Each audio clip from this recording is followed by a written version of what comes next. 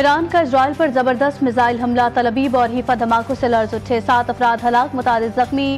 حیفا power plant کو شدید نقصان پہنچا، مقبوضہ بیت المقدس پر برسنے والے میزائل کے ٹکڑوں سے جگہ جگہ آگ کے مناظر۔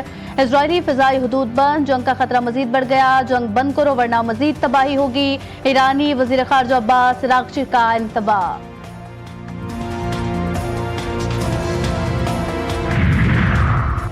کینیڈا G7 سمٹ کا آغاز، عالمی رہنماؤں کی آمد جاری، امریکی صدر ڈونلڈ ٹرمپ اور برطانوی وزیر اعظم کیئر سٹارمر سمیت متعدد اہم شخصیات شرکت کے لیے پہنچ گئیں۔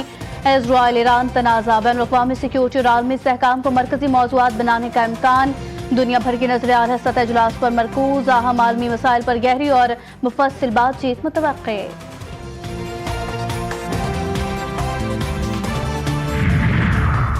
نیا ویژن، نیا عزم، پنجاب کا بجٹ آج پیش کیا جائے گا۔ سینئر صوبائی وزیر مریم اورنگزیب نے کہا، بجٹ ویژن جرات اور احتساب کی بنیاد پر تیار کیا گیا۔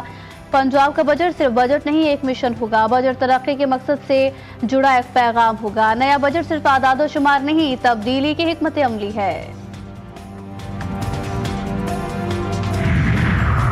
پولیس اور حکومت آمنے سامنے، سر جنگ شدت اختیار کر گئی۔ غلام نبی میمن دباؤ میں یا ڈٹ جانے کو تیار۔ سندھ پولیس میں 4000 بھرتیاں سیاسی تنازع کا شکار، 2000 امیدواروں کو نکال کر سیاسی نام شامل کرنے کی کوشش۔ سیاسی سفارشات سے تیار کردہ فہرست نے ادارے کی ساکھ اور میرٹ دونوں کو داؤ پر لگا دیا۔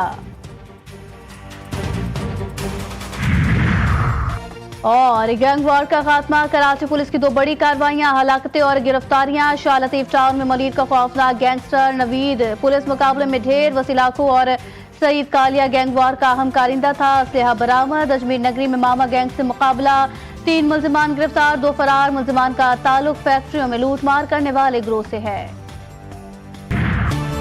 اسرائیل کے پھر ایران پر حملے، دوسرے بڑے شہر مشہد کو نشانہ بنایا، 2300 کلومیٹر دور سے حملہ کیا گیا۔ مشہد ایئرپورٹ پر ایندھن بھرنے والے طیارے پر بمباری، مشہد ایئرپورٹ، رن وے اور امام رضا علیہ السلام کے روزے کو کوئی نقصان نہیں پہنچا۔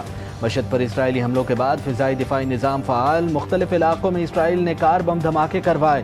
تہران کے علاقے نجات الہی کے قریب وزارت تیل کی عمارت پر بمباری، اسرائیل کا تہران پولیس ہیڈ کوارٹرز پر حملہ، حملوں میں شہداء کی تعداد 78 ہو گئی۔ تہران میں وسیع پیمانے پر حملے میں جوہری ہتھیاروں کی تنصیب اور ایندھن ذخائر کو نشانہ بنایا گیا۔ یمن میں حوثی ملٹری چیف محمد عبدالکریم کو نشانہ بنایا گیا۔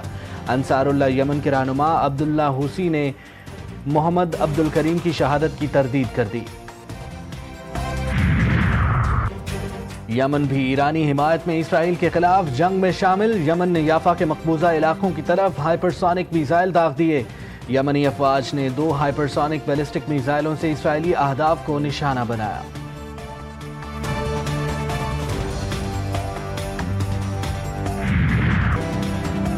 ایرانی سپریم لیڈر آیت اللہ خامنائی کے قتل کا اسرائیلی منصوبہ، اسرائیلی وزیر اعظم کی منصوبے کو ٹرمپ کے ویٹو کرنے سے متعلق نیوز ایجنسی کی رپورٹ کی تردید۔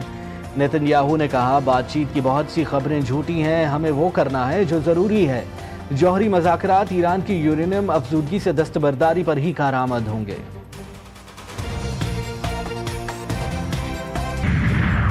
جنگ شروع نہیں کی، اسرائیلی حملوں کا فیصلہ کن جواب دیا۔ اسرائیلی جارحیت جاری رہی تو مزید سخت جواب دیا جائے گا۔ ایرانی صدر مسعود پزشکیان کا اسرائیل کو واضح پیغام، کہا عراق اپنی سرحدوں اور فضائی حدود کی حفاظت مزید سخت کرے۔ عراقی فضائی حدود سے اسرائیلی جارحیت عالمی قوانین کی پامالی ہے۔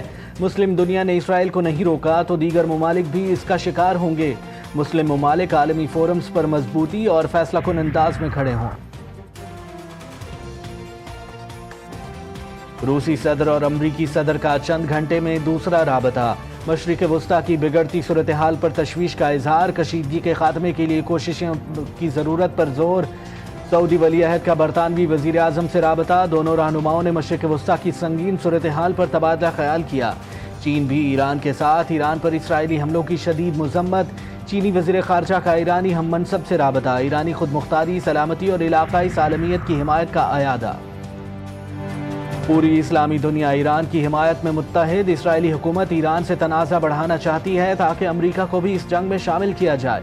سعودی ولی عہد محمد بن سلمان کی ایران کے صدر سے ٹیلی فونک رابطہ، ایران دانشمندانہ اقدامات کرے اور تل ابیب کے اہداف کو ناکام بنا دے گا۔ مسعود پزشکیان نے یقین دہانی کرا دی۔ ترک صدر کا بھی ایرانی صدر کو فون، کہا نتن یاہو جوہری مذاکرات سبوتاژ کرنا چاہتے ہیں۔ رجب طیب اردوان کا سعودی ولی عہد سے بھی رابطہ، خطے میں کشیدگی روکنے کے لیے اقدامات پر اتفاق۔ ایرانی صدر اور قطری امیر کے درمیان بھی رابطہ، فرانسیسی صدر کا مسعود پزشکیان سے کشیدگی میں کمی کے لیے تحمل کا مظاہرہ کرنے کی اپیل۔